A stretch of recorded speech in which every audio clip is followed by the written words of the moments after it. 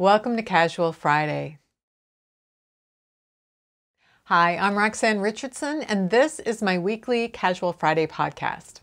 In this week's podcast, I have tidbits. I have an update on the 19th century wedding stockings I've been recreating, and I have an update on my progress in Tour de Fleece. So let's get started. This first tidbit showed up in my Instagram feed. It's a video about a tailor's quilt, which is on display at the American Folk Art Museum in New York City. There's an exhibition called What That Quilt Knows About Me, where this quilt and many others can be seen. So if you're lucky enough to be in the area of the museum sometime between now and October 29th, you can see these quilts on exhibition, and admission is free. So the quilt featured in the video is one made by a German immigrant tailor named Karl Klawicki. His reason for making the quilt? An infant was left on the steps of his tailor shop a year or so before 1880. He and his wife adopted the baby, and as she grew up, he used scraps of silk and taffeta and other really exquisite fabrics that were left over from his tailoring work in order to create what is truly a work of art. He gave her this quilt as a wedding gift. So I was fascinated by the story told in the video that his daughter was left on his doorstep and then he adopted her. So I did a little poking around on Ancestry.com and found Karl and his wife Margaret with their clearly adopted daughter, Laura, on the 1880 census when she was just a couple of years old. Karl was born in 1836, making him about 44 years old in 1880, and his wife Margaret was about 30 years old at the time. Margaret died in 1897 at the age of 47, and Karl and Margaret had no other children. So maybe the person who left Laura on their doorstep knew that they were childless and chose their doorstep because they knew the couple would be able to care for her. Maybe, nobody knows. One of the fascinating things to see in these old records is what the occupations were of the other people on the same page of the census. I saw several interesting occupations amongst their neighbors, including glass cutter and glass blower. And then I remembered that, oh, they were living in Corning, New York. It was the home of the Corning company that makes things like Pyrex and other glass dishware. So it makes total sense that a lot of their neighbors would be in the glass industry. Now in the 1905 New York State Census, Laura is married to Joseph Sanger and Karl lives with them. He's still alive and living with his daughter and son-in-law in 1910. And then the death index showed that he died in June of 1913. His obit is rather brief and mistakenly says that Laura is his sister, but oh well.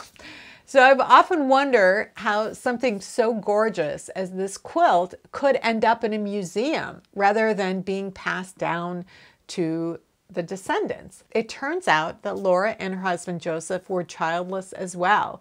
In 1915, there was a 6-year-old boy named Albert Brace living in the house, listed as a stepson to Albert, but that didn't seem possible because Laura hadn't been married before. And in 1920, he's 14 years old, still living in the house, but listed as a boarder.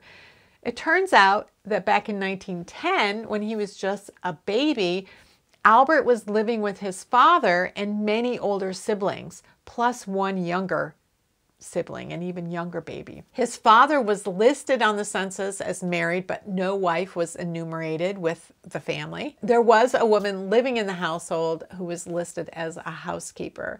So there are a couple of possibilities here. His wife could have been hospitalized, or she could have been institutionalized, or she could have left the family and just gone elsewhere. What may have happened was that in the absence of the children's mother, Albert's father couldn't take care of the younger children because he was out working and he had literally infants at home. So he may have boarded them out to other local families because their family lived just a few miles from where Joseph and Laura were living.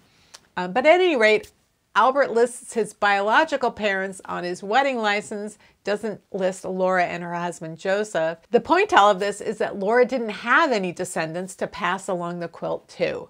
Luckily, the story of how it was created, who created it, and who it was made for was preserved. And all of that led me to some really fun hours looking up old census records and vital documents in order to learn more about this story.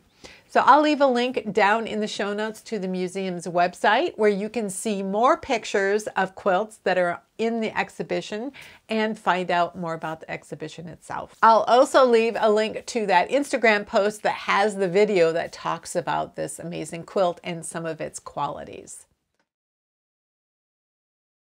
Speaking of quilts, there is a series of 6 virtual programs being offered by the Tatterblue Library in New York on the topic of quilts. So here's just some of the information about the series that you can find out on the Tatterblue website. Stories have always been told at Quilting Bees, stories of legacy, of resistance, and of community care.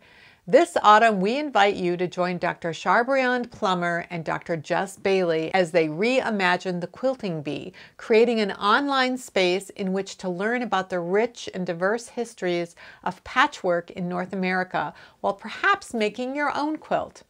Across 6 lectures featuring a range of writers, researchers, and quilters, you will learn why and how artists in this tradition are so connected to quilt histories.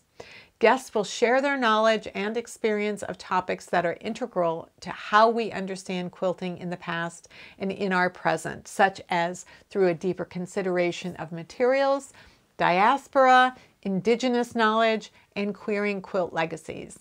All Tatter lectures are considered community programming and therefore ticket prices are donation-based. The suggested donation for each of these lectures is $25. Donations start at $15 for each lecture and $90 for the whole series.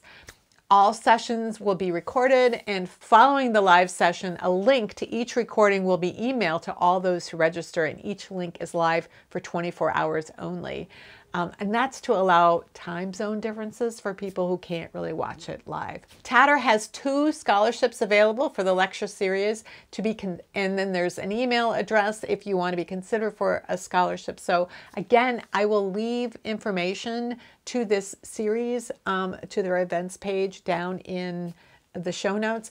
And there's also a series of opportunities to make a quilt, but the space is limited on those, the number of participants. And a few days ago, there were a couple of spots left. I don't know if there's any available now.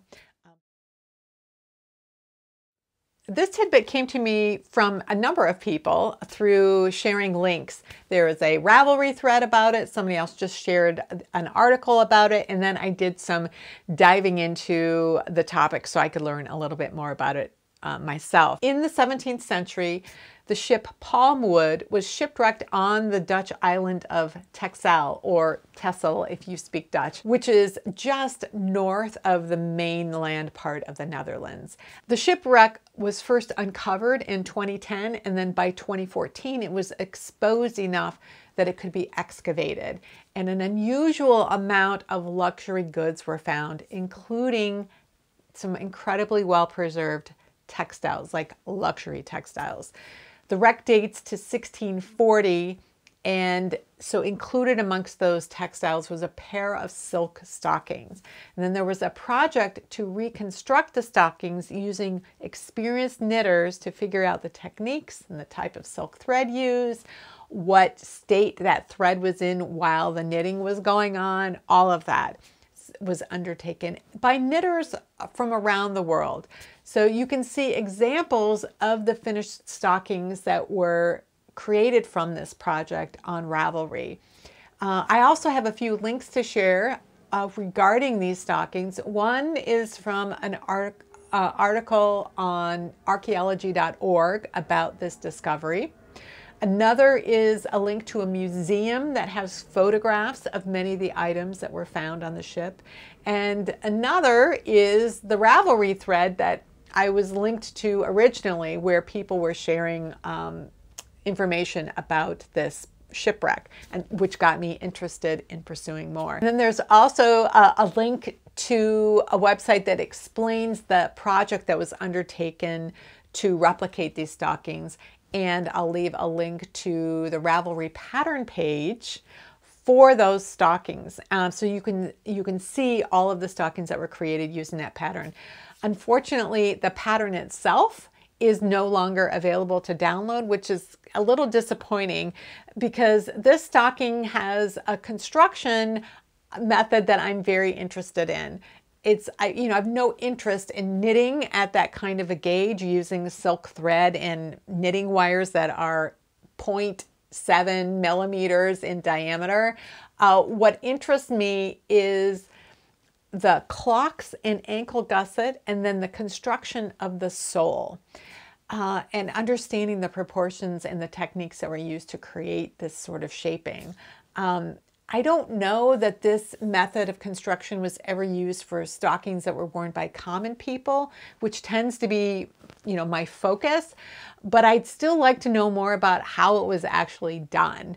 I really love to see these stockings more up close and not just in a photograph. So it's possible that on my next trip to the Netherlands to visit my daughter, I'll have the opportunity to see these original stockings. Like I said, all of those links that I acquired that are related to this project and the stockings and the shipwreck are down in the show notes. This last tidbit is for those of you interested in designers who are writing size-inclusive patterns, whether it's because you need patterns for items that are outside of the mid-size range or because you want to support designers who do this work. Autumn Eden Goodman has created a spreadsheet that indicates whether the designer writes knit or crochet patterns, what their Instagram name is, and their designer name, their website, and what the size ranges are that they design for. One of the tabs on the spreadsheet is sorted by Instagram name, and then another one sorts it by designer name. And there are also tabs for maker resources and designer resources. The maker resources lists places where you can order larger quantities of yarn in a given colorway at a discount. And the designer resources are a list of tech editors who can help designers with grading a wider range of sizes. The spreadsheet is on Google Docs, and she updates it continuously as she finds more designers and more information and resources. So anytime you go to that spreadsheet online, you will see the most up-to-date information that she has. So I'll leave a link to Autumn's Instagram account down in the show notes, and from there you can get a link to the spreadsheet from her Instagram bio.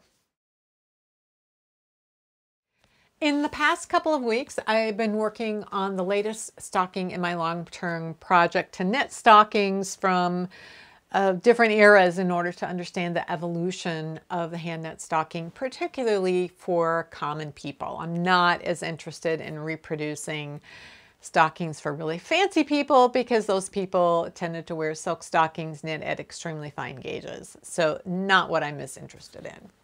So this pair of stockings I was lucky enough to see in person, and the great-granddaughter of the woman who knit them has them in her possession, and she generously offered to come to my studio here, and we explored those stockings for the first time a couple of weeks ago in my Casual Friday. I'll leave a link above and then down in the show notes if you missed that. When I was going over the photographs, I realized that the two stockings were not identical. They had different stitch patterns up at the top of the stocking. But I also realized that the construction method and the techniques that were used really are what I'm looking for in stockings for this long-term project. They had an unusual construction method, interesting techniques that I hadn't seen before. I don't expect to see from stockings of that era. So this seemed like the perfect project to do a reproduction. And I let Christine, who the great-granddaughter of Christiana, who knit the stockings, I let Chris know that I was going to make reproduction. And she very generously said, if you need to see them again, I can bring them over to your house again to look at. And as I was knitting on the stocking this week, I really felt like I did want to see them again. So she came over a couple of days ago and we spent some time examining those. So I want to show you what it is that we learned from the stockings on our second visit with them. So this is where I am on the stocking so far. I have done the lace pattern at the top. I've done my calf decreases and I'm working toward the ankle. I think I have an inch, maybe 2 inches left before I get to the heel. And I did want to see the original stockings again before I got to the heel because I had questions about how the heel was worked. So when Chris brought the stockings over, we wanted to compare them. Neither one of us had noticed the first time she was here that the two stockings had different stitch patterns at the top. They were made from the same yarn, they had the same gauge, they were the same size. There are so many similarities about them, but neither one of us noticed that the stitch patterns were different. There are a lot of similarities between the two stitch patterns. There are a lot of things that you see in both of the stockings. We wanted to see what other differences there might be in order to determine, could we determine whether or not these were actually meant to be the same pair or if they were separate stockings from two different pair. Again, it was the same yarn, same gauge. She had her initials sewn on in the same beads in the same location. So, by all appearances, they seemed like they had been knit at the same time. But for whatever reason, there were different stitch patterns at the top. So we started off by counting stitches, and I counted, I think 133 stitches in the stocking that was like the one that I'm knitting. I'm knitting with wool at a looser or at a thicker gauge than that, so I think I had 91 stitches. I did not have 137. Chris was counting stitches on the other stocking and she came up with 127. So there were 6 stitches different. Both have a 6-stitch repeat in the pattern. And there are odd numbers of stitches because of the seam line and extra stitches before and after that each of the stockings had. But there was a 6-stitch difference between the two. And that was interesting. And the thing was, we were kind of having it was a little tricky counting the stitches. What we did was we counted by twos. We counted the eyelets by twos. And then we counted, additional stitches like the ones that were in the seam line and that might have been right before the seam line. The original stockings were not symmetrical like this on either side of that seam line. It actually ended with some plain stitches. So there were some plain stitches on either side. And this total stitch count was 133. But it was kind of tricky to count across this location here, because there was some seaming yarn. There was some diagonal seaming yarn that I had noticed the first time around, but I thought maybe a hole had occurred and she had repaired it. What it turned out was that she had knit the stocking flat until she got past the eyelets, and then she turned to working in the round. And so we were having trouble counting stitches because we were seeing half stitches and then the seaming thread, and we were trying to figure out, what was going on. And so then the question is, why would she have knit that flat up to that point? Well, there's a good reason why she would have knit it flat through this part where the hem is. This is meant to be a hem, so those eyelets are a fold line. Normally, when you have this kind of a stockinette hem, the facing would be as long as the outer part of stockinette, and then you would join a stitch from the cast on edge to a live stitch on the needles in order to close the hem up. The purpose of a hem at the top like this is to create a casing.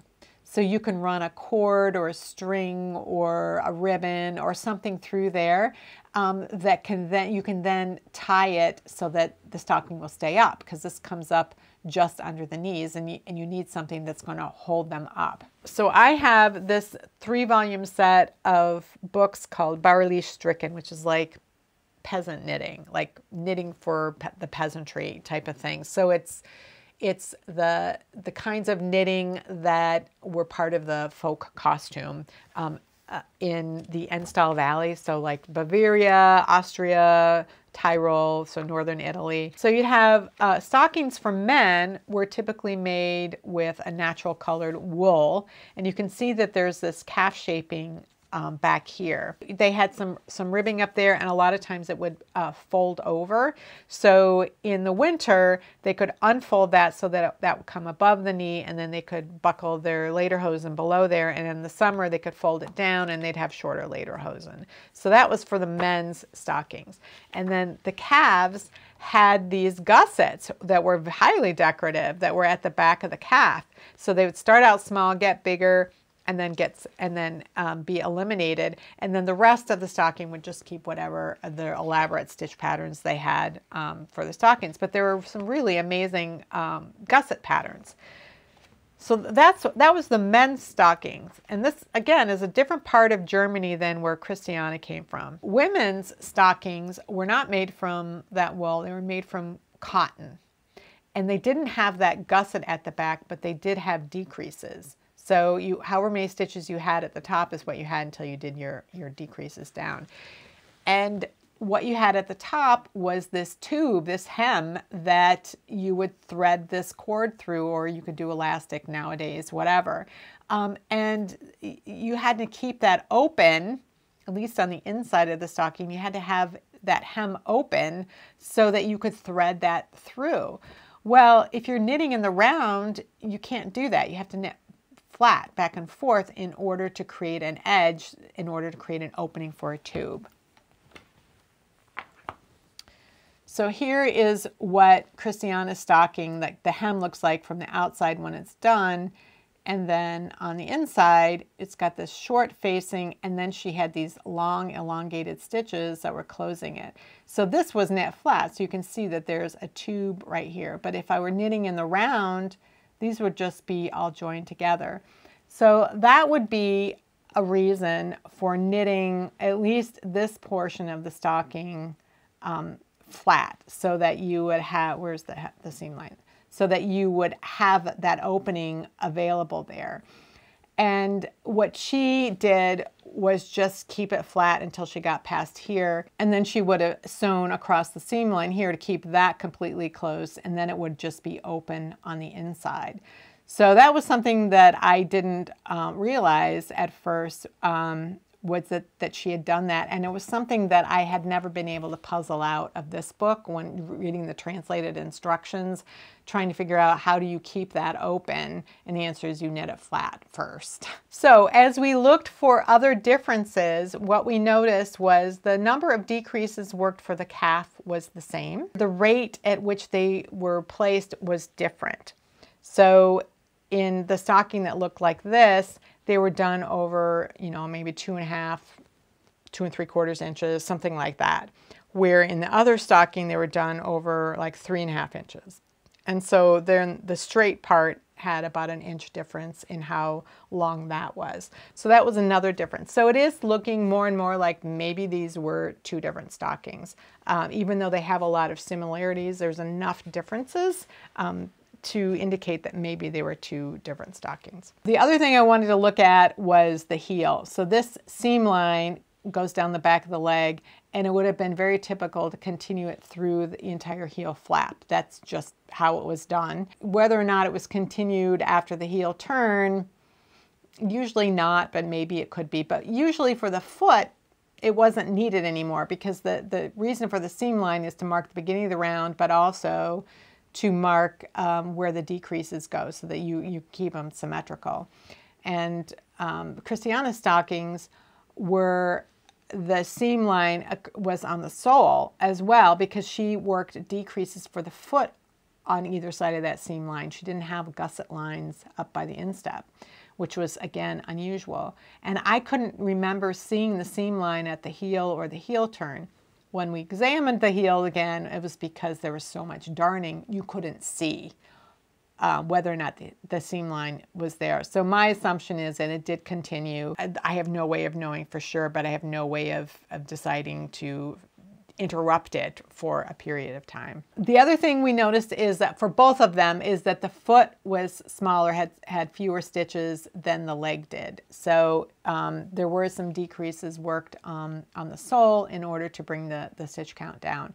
And the last thing I wanted to look at was how long was the toe, how many stitches did she decrease down to, and then did she graft it or did she fasten it off? Well, I did see the toe was just about 1.5 inches long, not very long at all, and she decreased down to a very few number of stitches. And what surprised me was fastening it off by tying a knot on the outside of the stocking. So if you think about those old shoe styles that were more pointy, if you have your sock foot inside there, you've got some room up here. And so if you've got a little knot on the outside of your sock, that's not going to rub up against your toe at all because it's going to be in this empty space.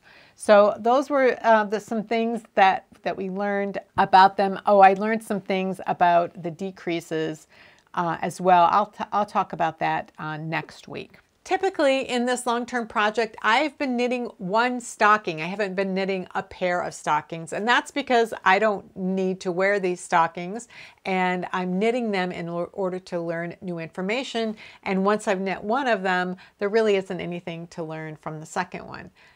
This pair of stockings is a little different because they don't appear to be from the same pair. So there are a lot of similarities, but there are some differences. So my plan is to knit the top part of the other stocking, not to knit the entire second stocking, but to go ahead and knit the stitch pattern for the second stocking, just to get an idea of how it was done. Because the stitch pattern is kind of an odd one in terms of lace patterns. And I think I am also going to try knitting it the way that she actually knit it, which was flat and then seamed up to that point before returning to in the round. So that is something that I missed the first time around, and it's not happening with the stocking that I'm currently knitting. So I think that will be a really informative exercise to go through.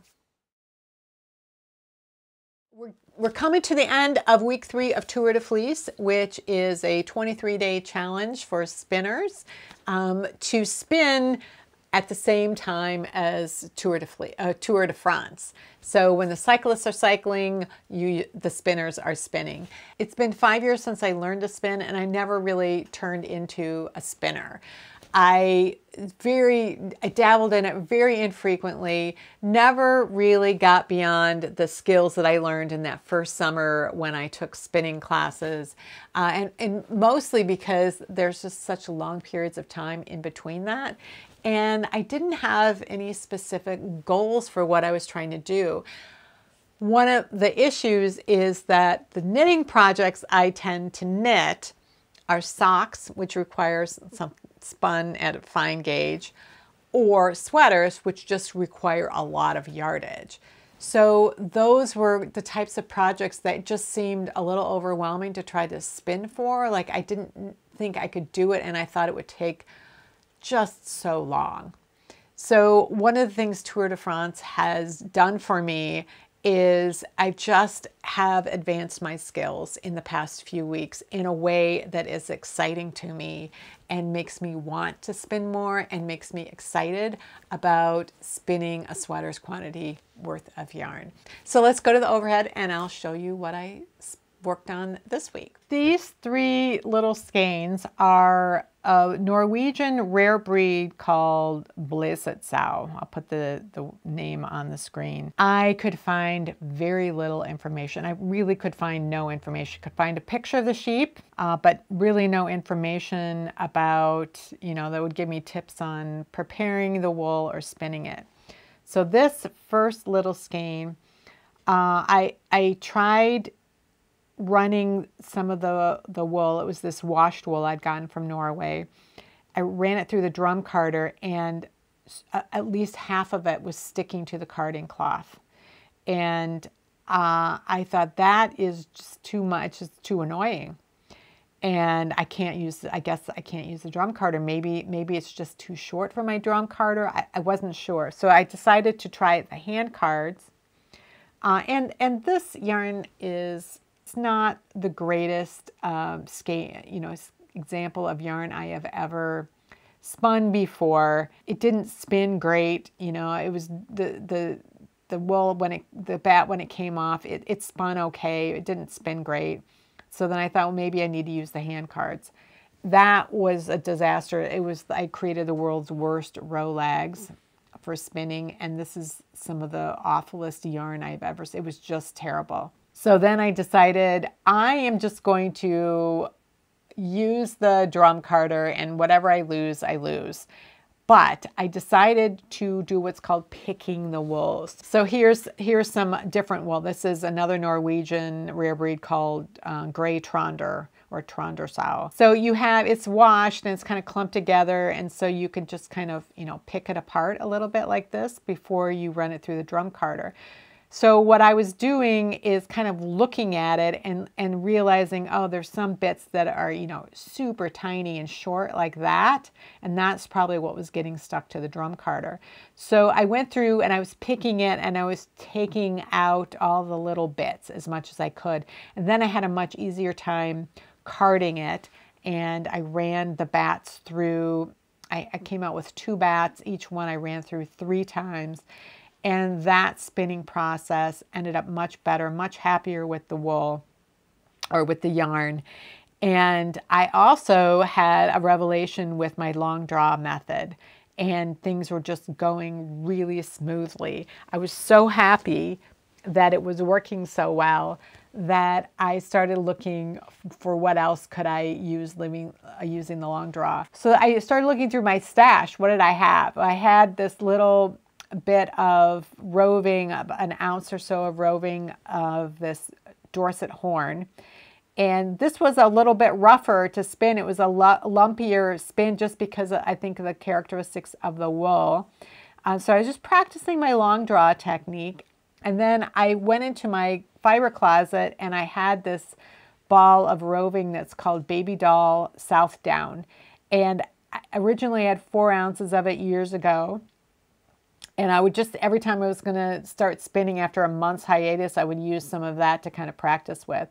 So I took that out and I was doing my long draw technique and just really loving it. I'm so happy with long draw now. So in addition to spinning for Tour de France, I have been scouring the raw fleeces that I had in my stash. And I had 3 raw fleeces for about 4 years, I think, in my stash. And one of them had been washed once, but it had too much lanolin in it. And so I couldn't spin it.